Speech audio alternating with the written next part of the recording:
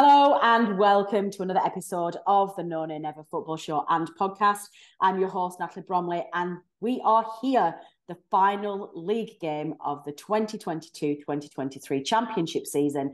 Burnley are promoted back to the Premier League at the first time of asking. They've also lifted the title. Getting that trophy at Ewood Park was spectacular, and we're never going to forget that. But we are going to sign off in style at home to a home game against Cardiff City. We are going to hopefully get the trophy. We're hopefully going to celebrate with a win in front of the fans, and we're going to sign off on what is a spectacular season.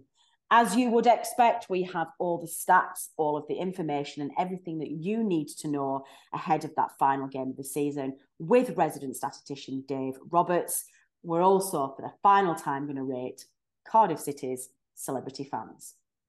Let's go.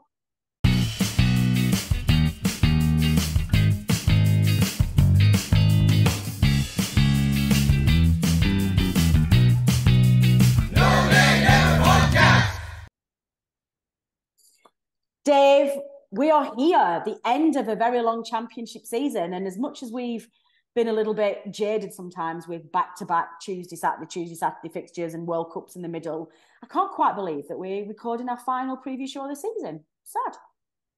Yeah, it's hard to be jaded with the season we've had, really. We've only lost 3 games all season, had such a fantastic run of victories, and it's just been great all the way through. So, yeah, it has been a little bit hard work preparing for... That's what I mean. Yeah, the football we're not jaded with, but certainly the very quick turnaround of podcasts and the amount of times we've recorded things that have immediately gone out of date has been a challenge this season. But we do prefer Premier League football anyway, but we also do prefer the schedules, don't we, in the Premier League, because we get a little bit of time in between them and we get a chance to do it. We have got a few housekeeping matters that we'll do before we jump into the show. I think first and foremost, we have the final quiz question of the season, which we need to give the answer to our listeners. That was before the Bristol City preview show, and that was, of course, can you name the players who scored the Clarets' final goal of the league season on the last 2 occasions Burnley won the current championship trophy, which is, of course, known as the Lady.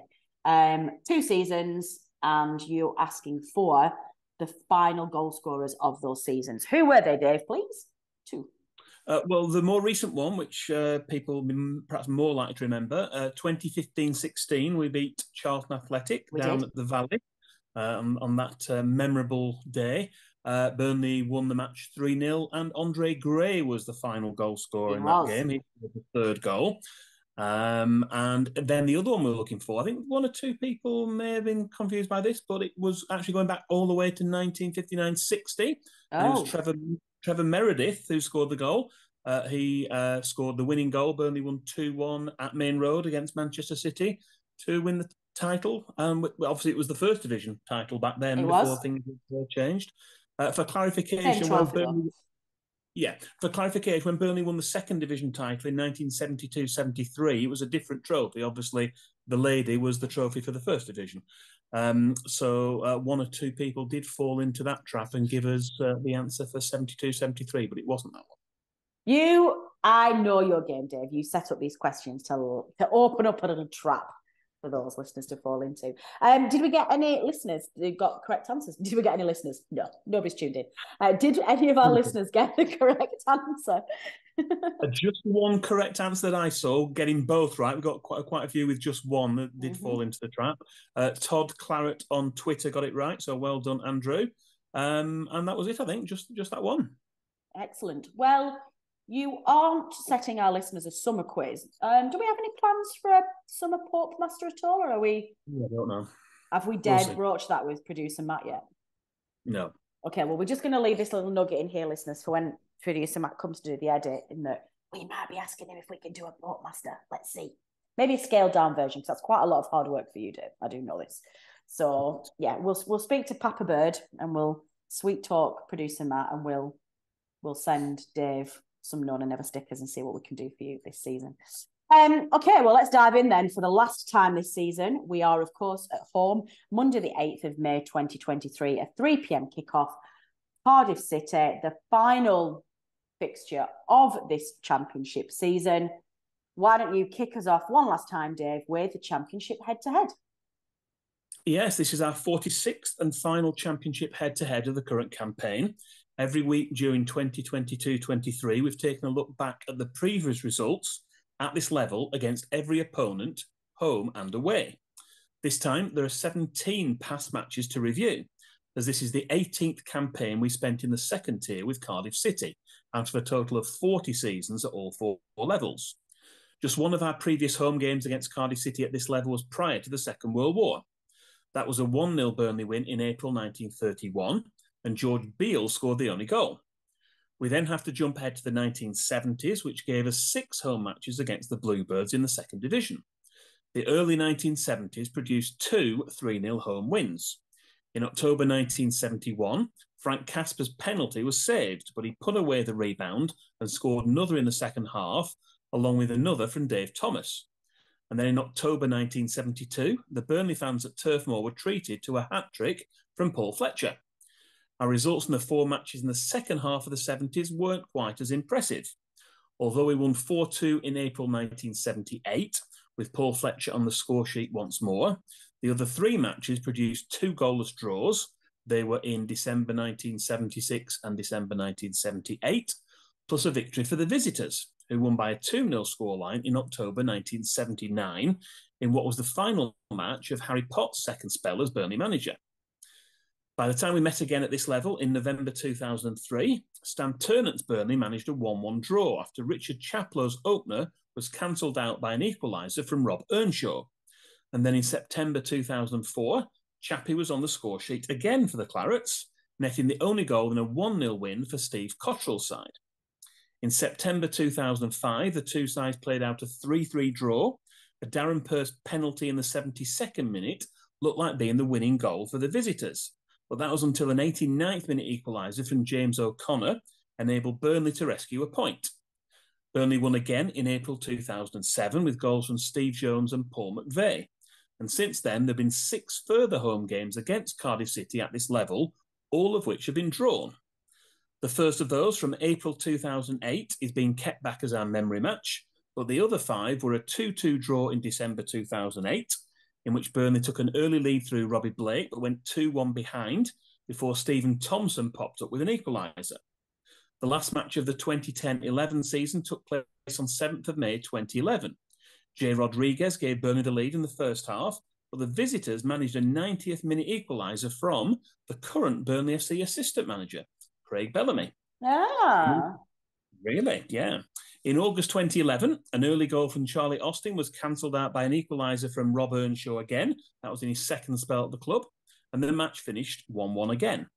And then in April 2013, Burnley were thankful for a late equaliser from David Edgar to rescue a point in yet another 1-1 draw. The last time we met at Turf Moor at this level, the match finished goalless, and that was in April 2016.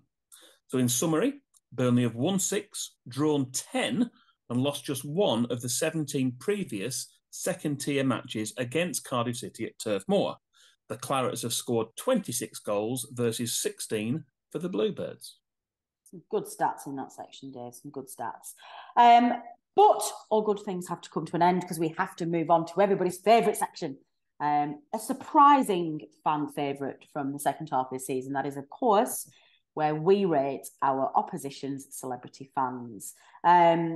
Dave, this is the final one. So I think on this one, we can also probably figure out who won the league. Do we have that information? Do you keep a record of what we scored, everybody? I haven't. I do, but wait till the end. Okay, fine. I just had a horrible feeling then that I was supposed to have maybe kept some kind of eye on scores and I hadn't, and I was about to get myself in trouble. Yeah, definitely. Well, again, for the final time this season, why don't you talk us through, please, who you have put on the shortlist of Cardiff City's most famous celebrity fans? Yes, these are the 6 people who, and they are all people this week, I'll be glad to hear. Yeah, I was going to say... who are most closely associated with the Bluebirds, starting with Joe Calzaghe, former boxing world champion. You've heard of him? I have. Gareth Thomas. It's real. Of course I've heard of him. Gareth Thomas, former Welsh rugby player, played both codes, rugby union and rugby league. He did.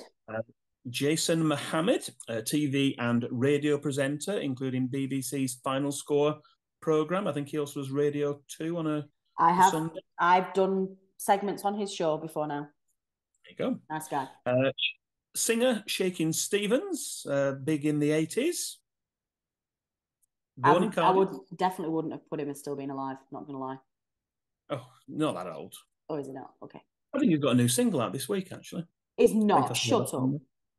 I think when I was going through, I think I saw he's got a new single out, yes. There you go. Do you know what? I nearly humiliated myself, as I tend to do anyway. Yeah. I was literally about to say, was he the one who sang? And I know for a fact that I was about to go into an Elvis track, and I would have just been absolutely crucified. Our listeners have just been like, Bromley, shut up. Just shut up. So I can't remember. This Old House, Green Door. Yes. Did he do a Christmas one? Merry Christmas, everyone, yes. Merry Christmas, everyone. Out topic. Yes. Anyway, carry on. That was number 4. Fifth on our list is Guto Price, who's the bass guitarist and songwriter with the band Super Furry Animals. Who, believe it or not, they sponsored Cardiff City once in the 19-somethings, going back a few years. 90s, and number 6, surely. Might have been late 90s, yeah. I think so. And then finally, number 6 on our list is Neil Kinnock, former politician and Labour Party leader in the 1980s. Wow, that's actually not that bad a list. And extra points, including Bromley points for you, Dave, for actually having real humans in there who are still alive, don't own the clubs, and who have not otherwise bent the rules this week. So well done you. What did the team have to say about that list, please? What was the general feeling amongst the None and Ever panel in terms of the score? They were coming in sort of 6.5, 7s, I think, were the sort of the consensus view among the replies I got from the group chat. Yeah, I think 6.5 is low, particularly some of the scores we've given for other teams. So I'm going to moderate that up and give Cardiff City a good old round 7. I agree. Which then brings us on to what's the final? Do we know who's won? Well, what I was going to say was hopefully in the next week or two, we're going to have a recap episode for this feature, which will also include Burnley's most notable celebrity fans. And we're looking for any suggestions. Excellent. Okay, let's do that then. Let's not spoil the surprise then. So, listeners, what we want for you, you can either put a comment on our social media channels. You can drop us an email at previousshow@knownandever.net, or you can leave a comment in the show notes if you are watching this episode on YouTube. We want your nominations, please, for Burnley's most famous celebrity fans. There's quite a few. Yes. Are all of the Known and Ever panelists on that list? Probably not. We're famous in our own houses. Do we not count? About the level of our fame, listeners, but you know what? Never mind. Okay, moving on. We are, of course, now looking at, you've already teased us, as you tend to do with this feature, which I'm always a big fan of, Dave. What have you picked for this week's memory match? Right, well, Burnley's final home game of the 2007-8 season took place on the 26th of April 2008 and was against a Cardiff City side which had recently beaten Barnsley to reach the FA Cup final. The match is most notable not for any of the goals that were scored, but for an incident that took place in the 3rd minute of stoppage time at the end of the match, and its aftermath, although we'll come to that very soon. The match took place at 3 p.m. on the Saturday afternoon, and the visitors, managed by Dave Jones, included the likes of Jimmy Floyd Hasselbank, Trevor Sinclair and Aaron Ramsey in their starting 11, along with future Clarets Stephen Thompson. Peter Whittingham was also among their subs. Burnley were managed by Owen Coyle, and he included the attacking threat of Andy Cole, Adi Akinbaye and Robbie Blake in our starting lineup. Graham Alexander scored the opener for Burnley in the first half. In the 54th minute, Andy Cole doubled the lead with a simple tap-in. But 3 minutes later, Stephen Jordan was adjudged to have brought down Trevor Sinclair, and Joe Ledley put away the resulting spot kick. After 69 minutes, the scores were level, after Aaron Ramsey finished with a powerful shot into the roof of the net. With 4 minutes remaining, Clark Carlisle thought that he'd netted the winner when he headed in following a corner, but he hadn't reckoned on Stephen Thompson, who found the net past Brian Jensen for another late equaliser in the 89th minute. The score remained 3-3, but in stoppage time, Darren Pearce's crude challenge on Andy Cole in the centre circle left the Burnley striker with a severe gash on his shin, which required several stitches later. In a match that had not produced any yellow cards, Pearce was shown a straight red by referee Andy Hall.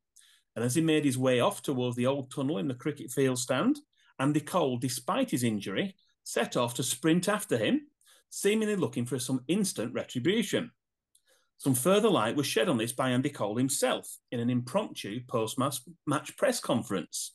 Well, it wasn't so much a conference. He basically stormed into the press room afterwards and started talking and said, I ain't going to tell a lie. I went looking for him, but I didn't get to him. The guy was a muppet, and it was one of the worst tackles I've ever had in my career. The bloke can't even play football. He was saying I went high, but if I did, how high did he go? I have 10 stitches at the top of my shin. Looking back at newspapers from the time, the Burnley Express headline was, Cole Blasts Muppet Show. Astonishingly, the Welsh FA saw things slightly differently and incredibly decided to rescind the red card, which allowed Darren Pearce to be available for the FA Cup final at Wembley against Portsmouth, although he didn't start and was an unused sub in a match which the Bluebirds eventually lost 1-0. Gosh, the good old days, Dave. The good old days. You don't necessarily hear those stories anymore, do you? It's one of the things I love about memory matches is that just little nuggets like that you've just completely forgotten over the years that all come flooding back. Referee details then, please, Dave. Which painfully incompetent Championship referee we're going to put up with for one final time? Well, for our final match of this memorable season, Matt Donohoe of Sale in Greater Manchester will be the referee on Monday afternoon.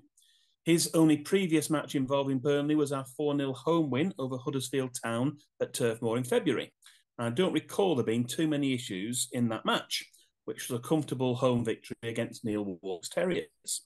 With Cardiff City having already ensured their safety and Burnley confirming the title at Ewood Park almost 2 weeks ago, neither team has anything substantive to play for, other than pride, and in Burnley's case, the chance to reach 100 points if we can secure a victory.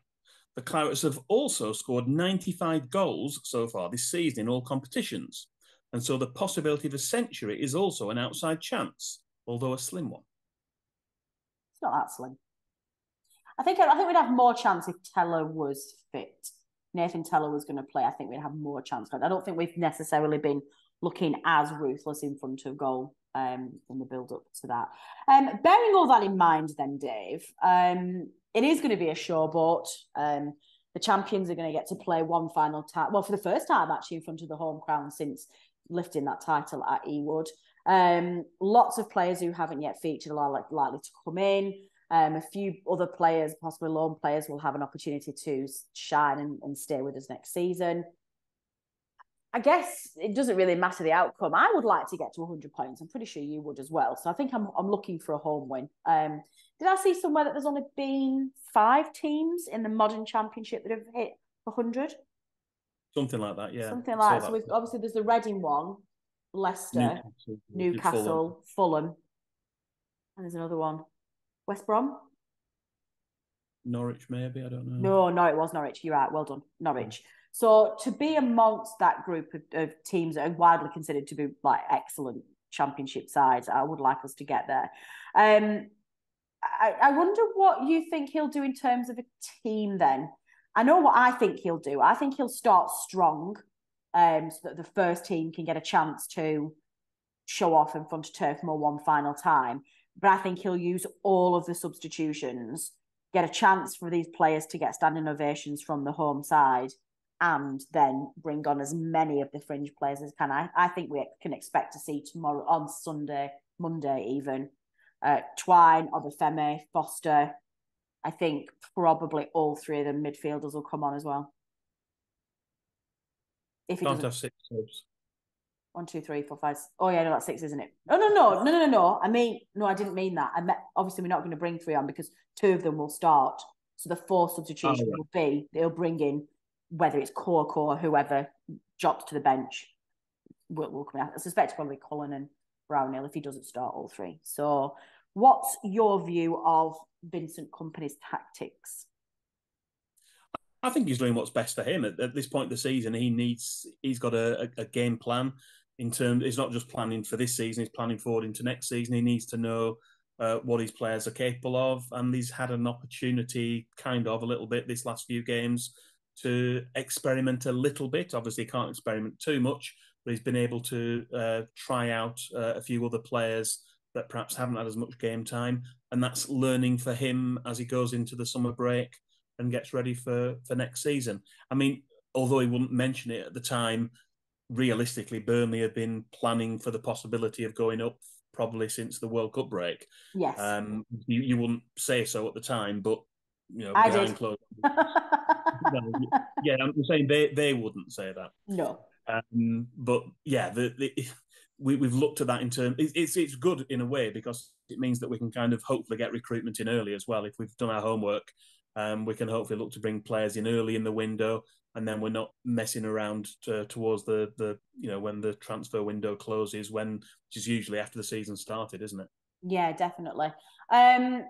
Ashley Barnes, I'm presuming we give him an opportunity to say goodbye to the fans, and he comes on at some point. Probably starts actually.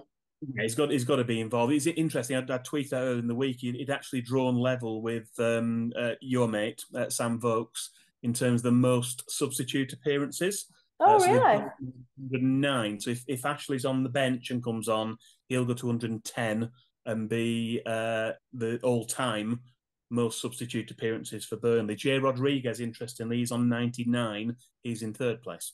I was going to say, I do expect Jay to have a little bit of a role to play next season, so I fully expect that if Ashley Barnes does take that title on Monday, it will be superseded next season, I think, by Jay. I think that's going to be pretty clear.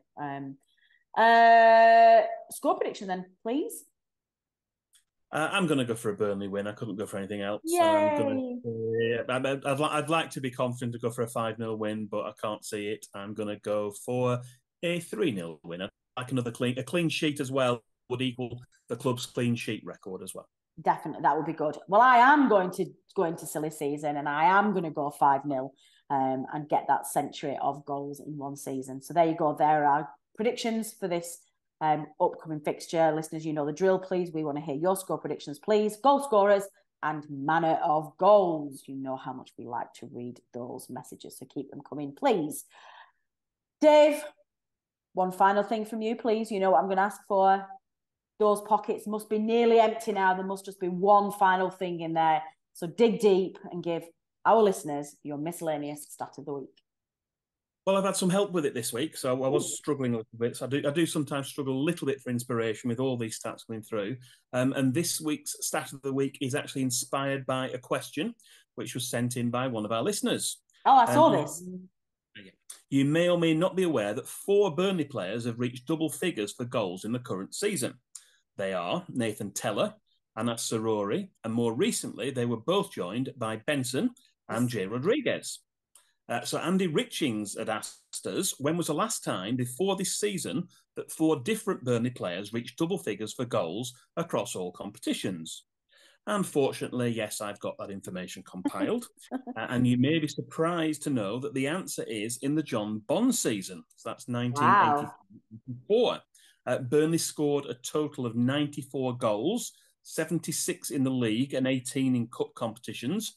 And the 4 players who reached double figures were Billy Hamilton with 21, Kevin Reeves with 15, Brian Flynn with 12, and Wayne Biggins with 11. Lovely. That was a great question. And of course you had the answer. It was never in doubt.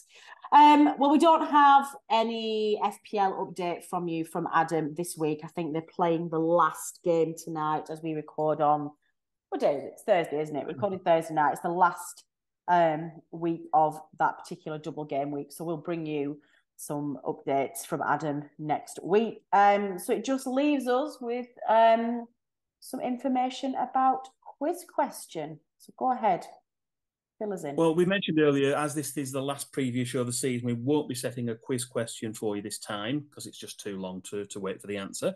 However, for anyone who wants to swat up on their Burnley FC knowledge over the summer in readiness for next season's quiz questions, then the Burnley Stats Match Database, which is the basis for most of our quiz questions, as well as several other sections of the previous show, now has even more information than ever before.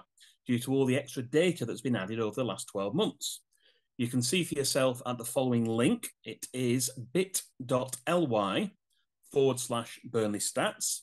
And the start page now includes thumbnails of 12 of the most visited pages so that you can explore for yourself.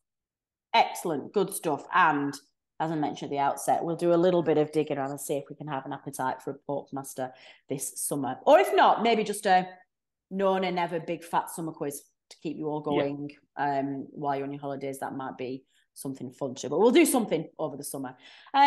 That is all we've got time for. That is it, the final preview show of the 2022-2023 season.